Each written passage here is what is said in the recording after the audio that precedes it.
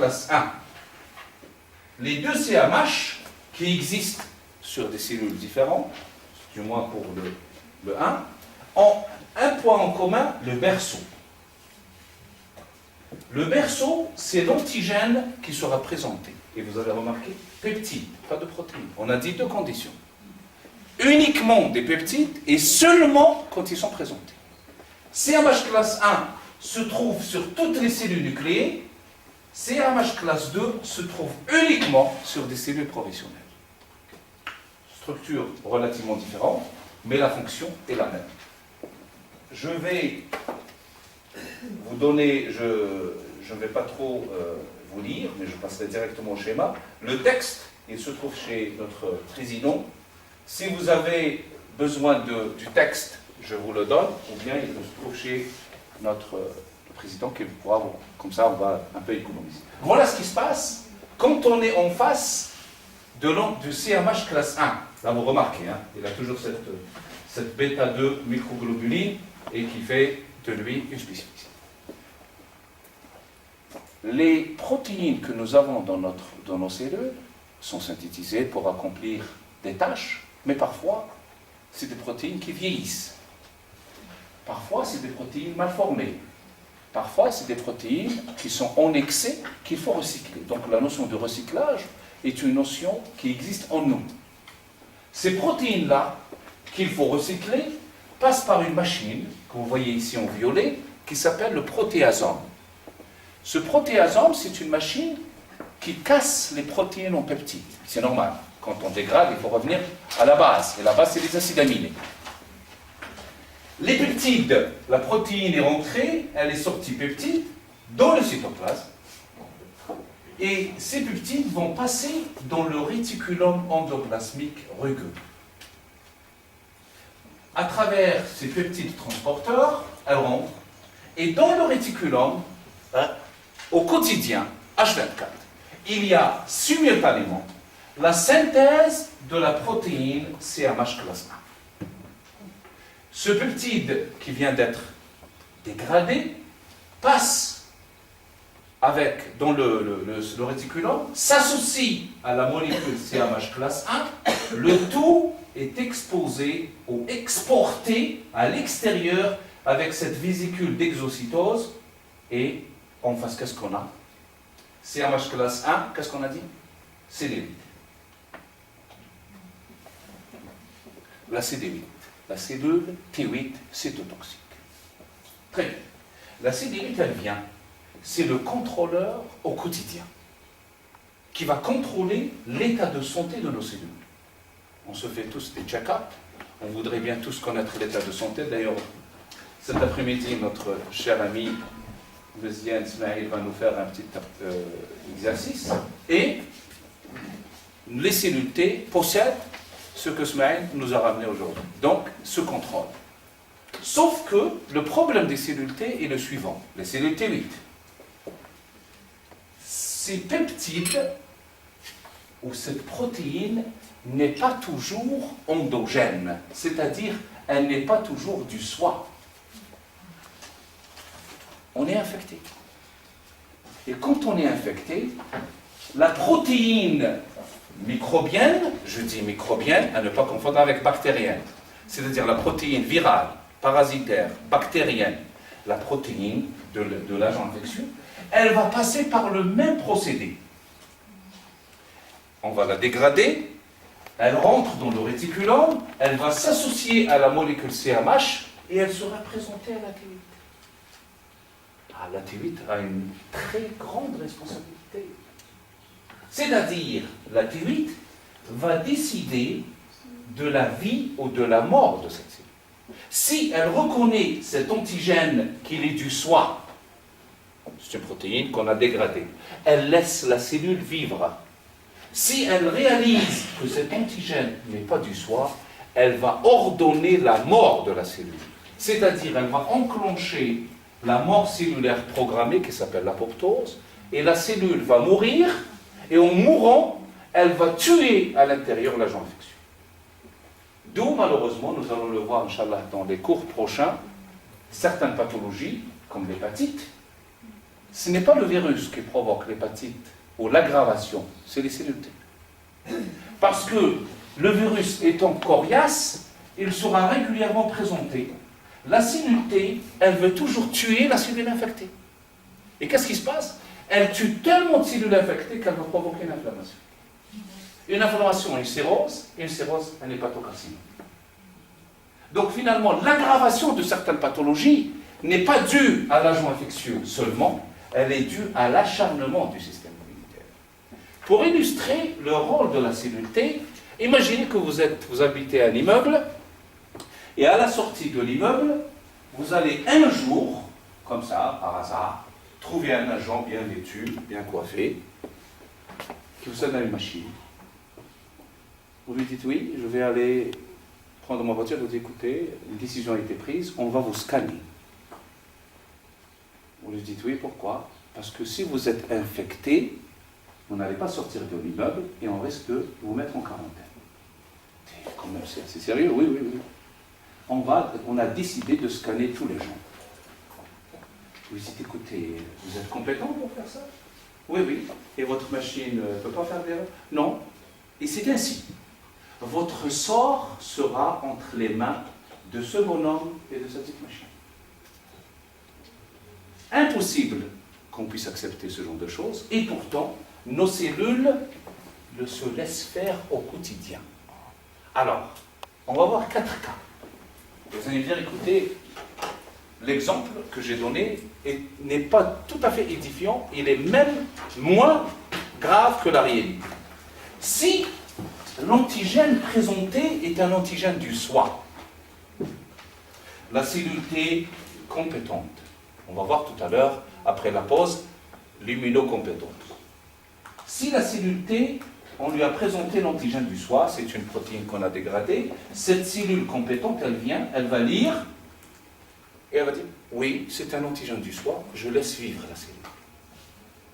Donc, on a évité, la cellule continue à vivre, étant donné qu'elle a présenté l'antigène du soi. Si maintenant, c'est un agent infectieux qui vient d'être présenté, la cellule T compétente, elle va scanner et elle va dire, non, vous êtes infecté aujourd'hui. Elle va enclencher la mort de la cellule, on aura une cellule morte. Le problème, c'est que cette cellule T va se souvenir de l'agent infectieux. Chaque fois que cet agent rentre, on le tue. Je dis merci, tant mieux. Comme ça, on va éradiquer l'infection. Troisième cas de figure. Si la cellule T a présenté l'antigène du soi, la cellule somatique a présenté l'antigène du soi, et la cellule T, soit qu'elle n'est pas compétente, c'est le cas de certains de nous en Algérie et dans le monde, soit qu'elle a été perturbée, le stress. Elle commet l'irréparable, l'erreur. C'est un antigène du soi, mais la cellule T le regarde et le considère comme non-soi. Elle tue la cellule saine. Le drame n'est pas là. Perdre une cellule de l'organisme, ce n'est pas grave.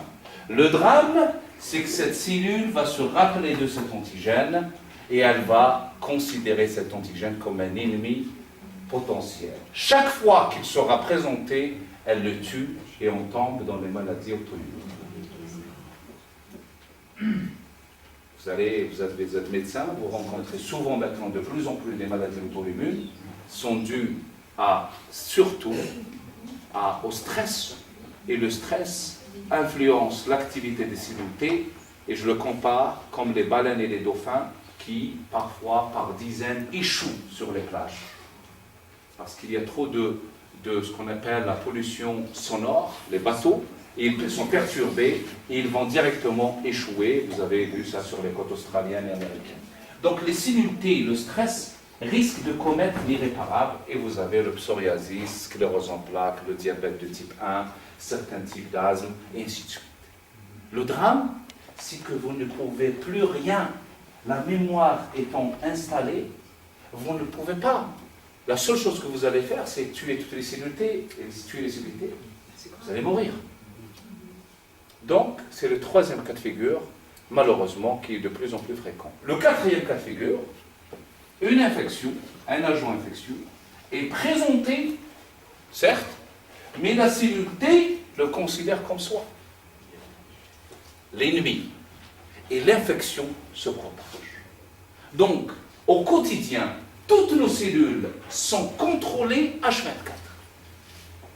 Dans les ganglions lymphatiques que nous possédons, une cellule T parcourt tous les ganglions lymphatiques en 24 heures, en essayant de trouver des antigènes, est-ce qu'il y a ou non. Et donc, toutes nos cellules sont contrôlées pour essayer d'éviter soit l'infection généralisée, quand on ne la contrôle pas, ou bien sûr, Dieu merci, pour ne pas tomber dans l'irréparable. Alors ça, c'est le rôle de cellules T8. Donc vous voyez que les T8 ont une tâche extrêmement importante au quotidien. Si elles font la troisième ou la quatrième proposition, on tombe malheureusement dans l'un ou l'autre cas. Voilà, ça c'est le même schéma. L'auteur a pris une autre... Il a juste montré qu'il s'agit aussi bien de protéines virales microbiennes. Ça passe par le protéasome, le tout est présenté à la T8. Et c'est pour ça que la T8, on va lui réserver un tout petit, tout à l'heure, quelques temps, pour montrer son importance. Maintenant, la T4.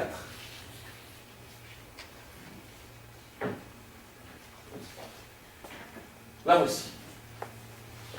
Ça, c'est la cellule professionnelle. La cellule qui capture. J'ai dit que les CMH classe 2 se trouvent sur les cellules présentatrices d'antigènes.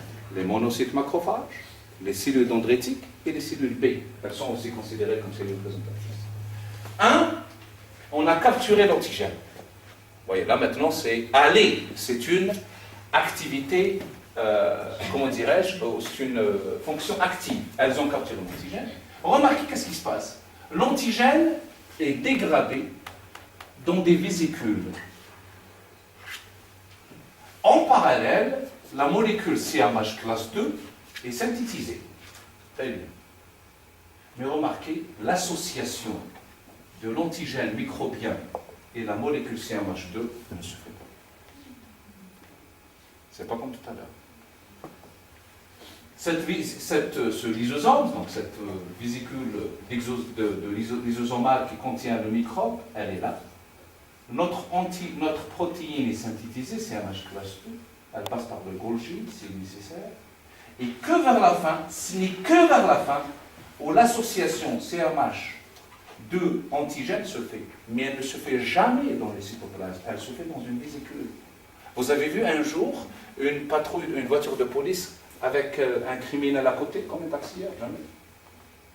Sachant qu'il s'agit d'un criminel potentiel, on le met derrière le barreau.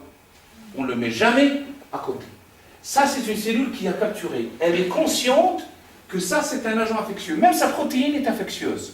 Elle le garde dans cette vésicule et après, c'est notre CMH qui rentre dans la vésicule. Le tout est présenté à la T4. La T4, sa tâche est plus facile, ne serait-ce qu'en matière de décision. Elle sait que ce qu'on lui a présenté, c'est surtout des antigènes exogènes, microbiens. Elle n'a pas ce côté douteux. Est-ce qu'elle va tuer? Est-ce qu'elle va se tromper? Non. Deux, sa tâche, ce n'est pas d'agir sur la cellule qui est présente, mais d'agir pour réveiller le système immunitaire. C'est dire, on a un agent infectieux, je vais sécréter des cytokines, et ces cytokines vont complètement alerter et alarmer le système immunitaire des T4. Et maintenant, c'est pour ça que j'ai dit tout à l'heure, le rôle des T4 est un rôle extraordinaire afin de répondre à la réponse immunitaire. Avant de faire la pause, parce que je sais qu'avec l'obscurité et les informations, on a besoin d'un café, sinon on va entendre quelques ronflements. J'en ai eu des cas, donc en tant qu'enseignant, on doit, comme la cellule T, on doit screen. L'enseignant qui ne regarde pas dans les yeux de ses étudiants se trompe. Il faut toujours regarder pour savoir quand s'arrêter. La dernière planche. Voilà, pour résumer. CMH classe 1, il peut s'agir d'une protéine du soi comme une protéine microbienne. Toutes les protéines passent par la machine, qu'on n'a pas montré ici. La partie la plus importante passe par le réticulum endoplasmique rugueux, rentre dans le réticulum, et dans le réticulum, il y a la synthèse de la molécule CMH classe 1. L'association des deux sera présentée au T8.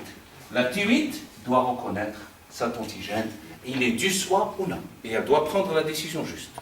CMH classe 2, c'est une cellule du système immunitaire professionnel, elle a capturé, elle a dégradé, elle a synthétisé, mais jamais mélangé.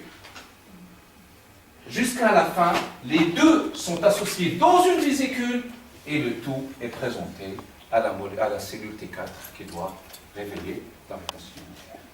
Merci. Merci.